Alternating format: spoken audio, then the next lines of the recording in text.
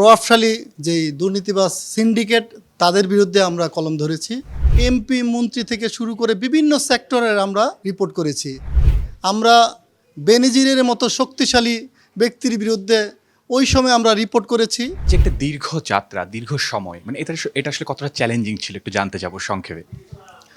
আসলে আংশিক নয়, পুরো সত্য, এই স্লোগানকে সামনে রেখেই আমাদের এই কালের কণ্ঠ এগিয়ে চলছে।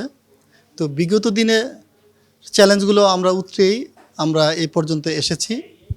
আমরা অন্যায়ের বিরুদ্ধে, দুর্নীতিবাজদের বিরুদ্ধে, আমাদের প্রভাবশালী যেই দুর্নীতিবাজ সিন্ডিকেট তাদের বিরুদ্ধে আমরা কলম ধরেছি।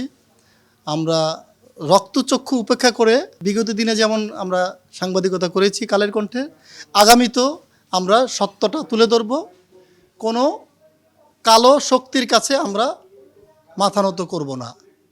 এই কালের কণ্ঠ যে স্লোগান নিয়ে শুরু হয়েছিল সেই স্লোগানকে এখনও আমরা ধারণ করি। আমরা চাই সত্যটাকে সত্যই বলতে, কালোকে কালো বলতে। ধন্যবাদ। এই যে 16 বছরে কালের কণ্ঠ কিন্তু মানুষের একটা আস্থার জায়গা হয়ে উঠেছে। এই যে 16 বছরে দাঁড়িয়ে এই সফলতা যখন দেখছেন তখন কেমন লাগছে? অবশ্যই এটা আমাদের ভালো লাগার জায়গা তো থাকবেই, কারণ আমরা বিগত সরকারের এমপি মন্ত্রী থেকে শুরু করে বিভিন্ন সেক্টরের আমরা রিপোর্ট করেছি। আমরা বেনজিরের মতো শক্তিশালী ব্যক্তির বিরুদ্ধে ওই সময় আমরা রিপোর্ট করেছি। আমরা কখনো পিছপা হই নাই। তো এই যে বড় বড় শক্তির বিরুদ্ধে আমরা রিপোর্ট করেছি, আমরা বিগত দিনেও করেছিলাম, এখনও করতেছি। এই শক্তিটা আমরা কে দেয়? এই শক্তিটাই আমাদের পাঠক এবং আমাদের দর্শক। ভবিষ্যতে আমাদের এই পাঠক এবং দর্শক আমাদের পাশে থাকবে, কালের কণ্ঠের পাশে থাকবে। ধন্যবাদ। পত্রিকার পাশাপাশি কিন্তু এখন কালের কণ্ঠ মাল্টিমিডিয়া একটা জায়গা করে নিয়েছে। আমরা সবসময় দেখি যে কোথাও কোনো ঘটনা ঘটলে কালের কণ্ঠ থেকে লাইভে চলে এসেছে। এই জিনিসটা যখন দেখেন কেমন লাগে?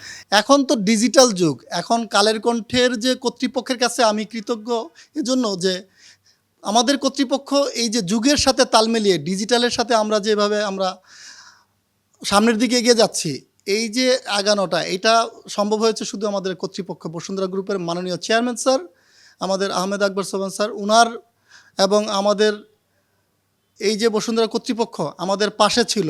এবং এটাকে প্রিন্ট থেকে অনলাইন থেকে মাল্টিমিডিয়া এবং সব সেক্টরে আমরা ভালোভাবে যে কাজ করতেছি, সেটা শুধু কর্তৃপক্ষের কারণে আমরা এবং আমাদের পাঠক এবং দর্শকের কারণে আমরা সফলতা পেয়েছি। এই যে বলছিলাম যে আমাদের স্লোগান কি, আমাদের স্লোগান হলো আংশিক নয়, পুরো সত্য। এই স্লোগানটাকে যদি আমরা ধরে রাখতে পারি, তাহলেই আমাদের আছে না, আগামীতেও আমরা এভাবে দিয়ে যাব। কারণ কোনো সংবাদেই কোনো গুজবের কাছে আমাদের মিডিয়াই হবে না। আমরা সত্যটাকে সত্যই বলবো। বস্তুনিষ্ঠ সংবাদ আগামীতেও আমরা পরিবেশন করব। ধন্যবাদ।